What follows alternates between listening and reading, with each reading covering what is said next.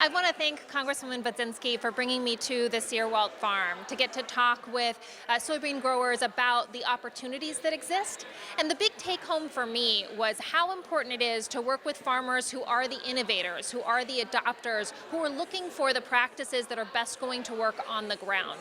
And so USDA programs like the Partnership for Climate Smart Commodities, which is practice-based, or the investments through the Inflation Reduction Act, which funds specific practices through NRCS, is a crucial part of the work of conservation and also farms that can be successful long into the future.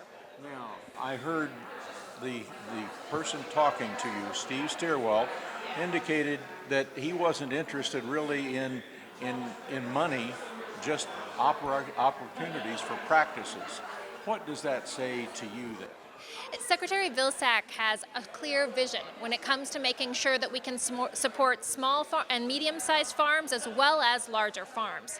And part of that vision is investing in markets, making sure that farmers can get a fair share of the food dollar by investing in markets that reward opportunities like climate-smart practices. And so the discussion around sustainable aviation fuel, for example, was a key opportunity where as farmers adopt practices that then they can reap a larger reward for those conservation practices, we can make sure that small and mid-sized farmers have the ability to get by and continue into the future.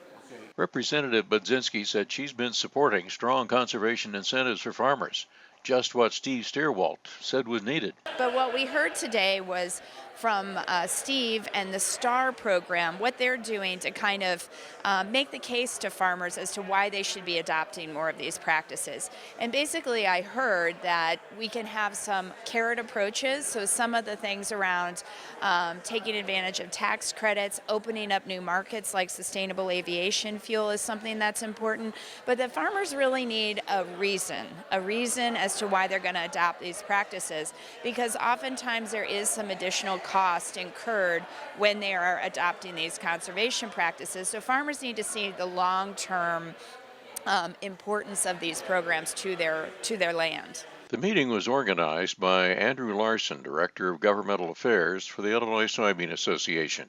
What was the interest of the Soybean Association in pulling this meeting together today?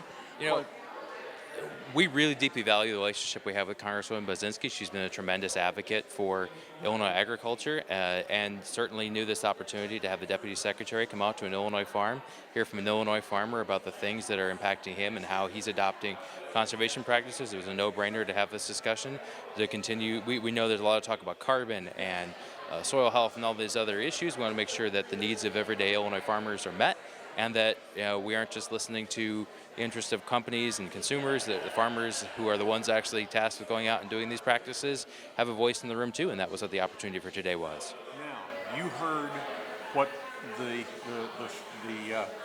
representative, what the secretary said, their questions. You heard what Steve was saying. What are some of the things that rang your bell that thought this is good? Sure. I think the biggest thing we know is that farmers can be a proactive part of a solution. And we know that as we sit here in the building around us, just outside, there's cover crops, there's tillage, there's conservation, there's all kinds of other issues that are farm solutions to problems we have as society, and farmers can help be a part of that.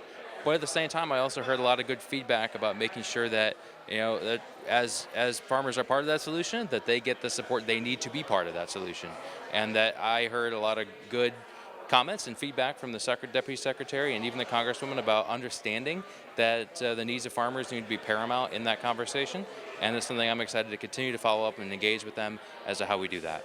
And this did not look like a check in the mailbox. It looked like other opportunities for farmer income from changes in policies. Certainly, I think we're very supportive of providing voluntary options for conservation, how these markets that support conservation outcomes, whether we're talking about potential sustainable aviation fuel or 45Z on the fuel side, that those are opportunities and options that are additive for farmers and they can work into those markets if they choose. We also want to make sure that we aren't mandating any of those solutions on folks either, making sure that the holistic needs of the farmer are taken into account, and that realistically there are places where some of these markets will work and some places where they won't work, and that we make sure that the farmer is ultimately empowered to make that decision at the farm level of which markets they can have the opportunity to play in, and then can market their grain effectively based on that. And that's what I heard today was support for that concept, that there are those opportunities available and those are coming down the line, and make sure the rules that go with those are all encompassing and take into account the practices that work here on Illinois farms.